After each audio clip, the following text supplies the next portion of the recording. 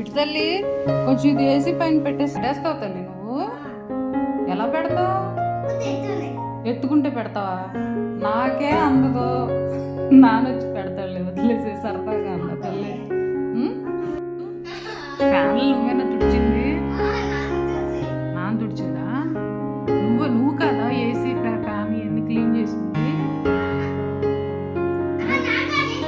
నువ్వే తుడిచావా? నువ్వు తొడవబట్టి ఎంత బాగున్నాయి తల్లి. ఈ ఫ్యాన్ నువ్వు తుడిచావా? నాకు అందక నాన్న బతిమాలుకోవాల్సి వస్తుంది తల్లి ప్రతి వారం. ఇది ఎవరు తుడిచారు?